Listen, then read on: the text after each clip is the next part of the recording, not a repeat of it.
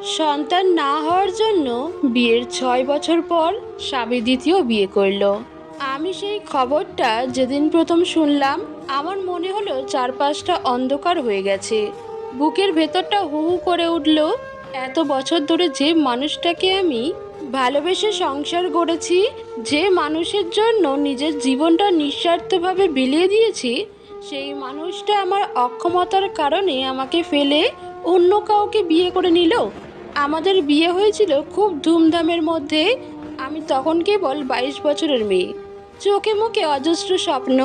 রাজীব ছিল আমার জীবনের প্রথম ভালোবাসা। বিয়ের রাতে সে আমার হাত ধরে বলেছিল, শোনো, আমি কোনো দিন তোমাকে ছেড়ে যাব না।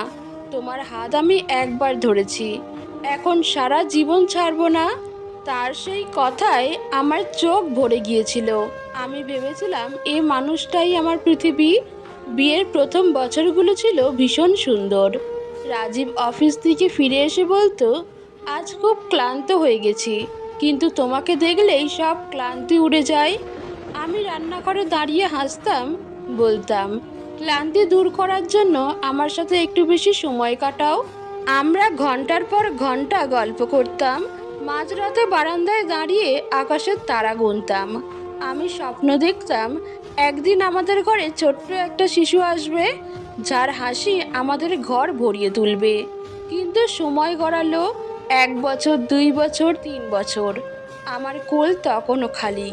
প্রথম দিকে কেউ তেমন কিছু বলতো না, কিন্তু 3 বছরের মাথায় শাশুড়ি খোঁচা দেওয়া শুরু করলেন। একদিন রান্নাঘরে কাজ করছি, শাশুড়ি পাশ থেকে বললেন, বৌমা, ডাক্তার দেখাও তো, আমাদের বংশ তো আর এভাবে থেমে থাকতে পারে না। আমি লজ্জায় মাথা নিচু করে রইলাম, কিছু বলতে পারলাম না। রাজীব তখনও আমার পাশে ছিল। সে মায়ের সামনে বলেছিল, মা, ওকে এভাবে কথা বলবেন না, সব ঠিক হয়ে যাবে। আমরা ডাক্তার দেখালাম, পরীক্ষা নিরীক্ষা হলো। ডাক্তার বললেন কোনো বড় সমস্যা নেই, শুধু সময় লাগছে। ডাক্তারদের কথায় আমি ভরসা পেলাম, কিন্তু সমাজ সময় দিতে জানে না। সমাজ শুধু ফলাফল চায়। 4 বছর পর থেকে শাশুড়ির খোঁচা আরও বাড়তে লাগলো। তিনি আত্মীয় স্বজনের সামনে বলতেন, এই মেয়ের জন্যই আমার ছেলে দুঃখী হয়ে গেল, বংশের প্রদীপ নিভে গেল। আমি কেঁদে ফেলতাম, কিন্তু কারোর সামনে কিছু বলতে পারতাম না। রাজীব ধীরে ধীরে বদলাতে লাগলো। আগে যতটা সময় আমার সাথে কাটাতো, এখন ততটা আর কাটাতো না। অফিস থেকে ফিরে এসে ফোনে ডুবে থাকতো। আমি জিজ্ঞেস করতাম, আমার সাথে এখন আর কথা বলতে ভালো লাগে না? সে রাগ করে বলতো, সব সময় কি কথা বলা যায়? তোমার তো একটাই বিষয়, সন্তান। আমি বিরক্ত হয়ে যাচ্ছি।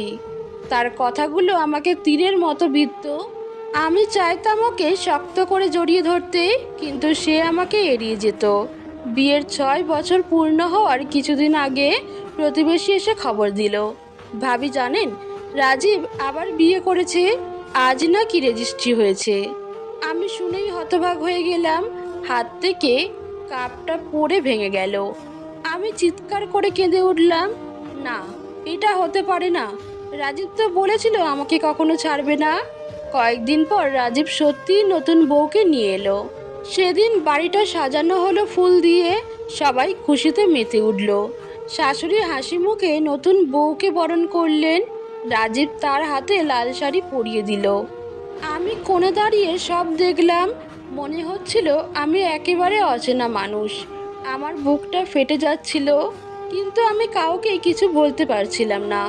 সেদিন রাতে রাজীব ঘরে ঢুকেই বলল, তুমি চাইলে চলে যেতে পারো, আমি আমার সিদ্ধান্ত নিয়ে নিয়েছি। আমি চোখের জল মুছে বললাম, আমার অপরাধটা কি? শুধু সন্তান হয়নি বলেই তুমি আমাকে ছেড়ে দিলে? রাজীব মুখ ঘুরিয়ে বলল, আমার মা সবসময় ছেলের মুখ দেখতে চেয়েছে, তুমি সেটা দিতে পারোনি, তাই আমাকে এই সিদ্ধান্ত নিতে হয়েছে। কথাগুলো শোনার পর আমার ভেতরটা হাহাকার করে উঠল। আমি ঠোঁট কামড়ে চুপ করে রইলাম।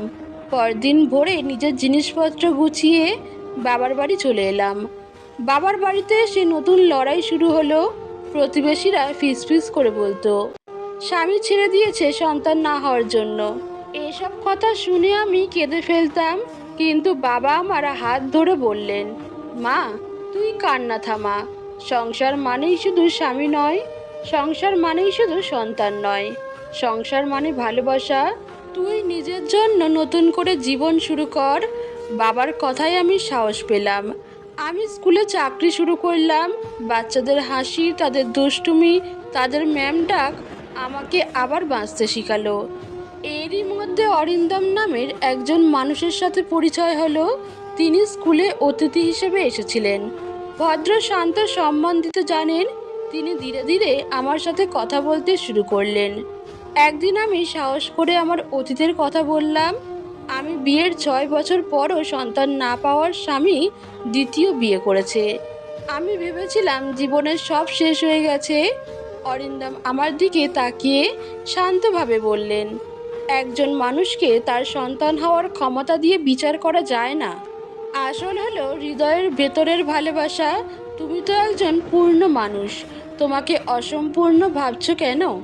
তার সেই কথাগুলো আমার বুক ভরে দিল। ধীরে ধীরে আমাদের মধ্যে ভালোবাসা জন্ম নিল।